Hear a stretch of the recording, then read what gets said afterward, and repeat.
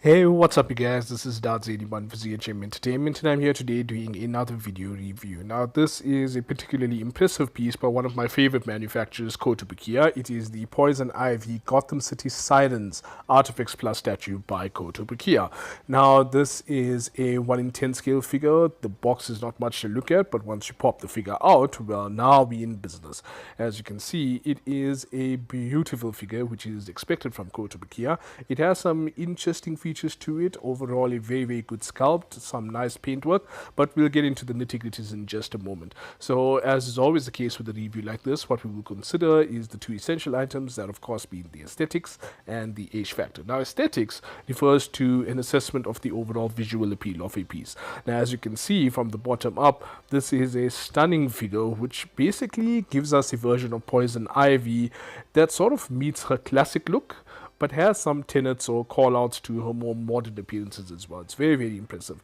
So what we see here sculpt-wise is, of course, Poion Ivy sort of leaning over and throwing a kiss in a very come-hither-esque pose, and it manages to convey a sense of sexiness, sultriness, though it falls or stops short rather. It stops short of coming across as slutty, which is a nice touch because, I mean, at the end of the day, most of us don't really want display pieces that you can't really display at home. You know, they're not family friendly. So they managed to give us a very sexy, sultry looking figure, which is what the character embodies. But at the same time, it's still classy. It's still very tasteful. I'm very happy with that. Even when you look at her body proportions and whatnot, you know, they are not overly exaggerated, as you would sometimes see in the Bishuju line of statues, also by Kotobukiya. And that is not something easy to achieve. So I'm very impressed with that overall. Now, the figure does have this one included accessory. It's sort of this like vine, leaf vine sort of going around over there. So basically what it is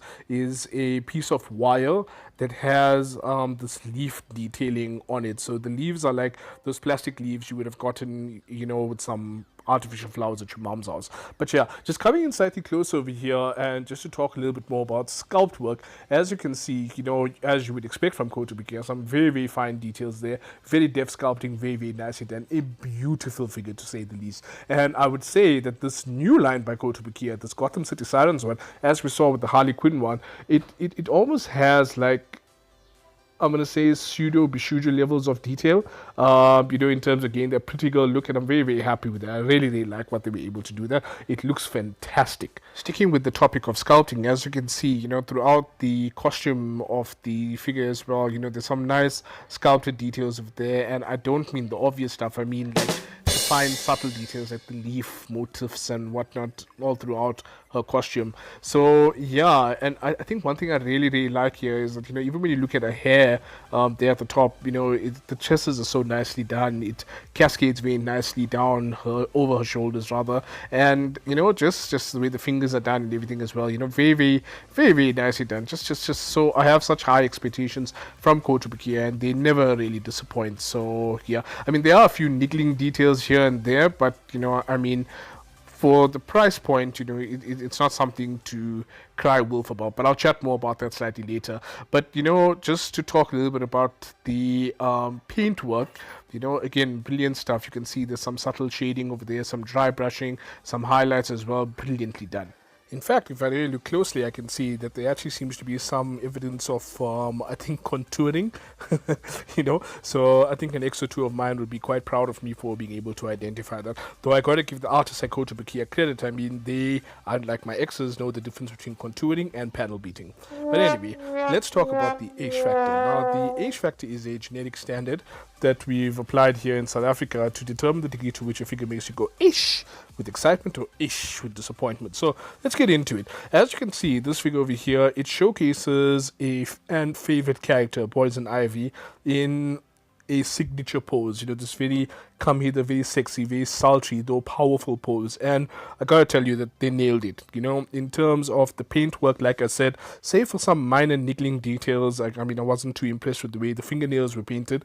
But other than that, you know, on all the main parts that matter, like for example, the head sculpt, the subtle shading throughout the body, I mean, they really nailed it. And I mean, they included accessory, that vine thingy that's there, you know, that has so many different applications. I chose this particular look, but I mean, there's a lot you can do with that as well. And in terms of the sculpt work, well, there too, you know, I mean, they nailed it. It's such a well-made figure. It has a solid build. It's quite, you know, it's quite a high-quality piece, as you would expect from Kotobukiya.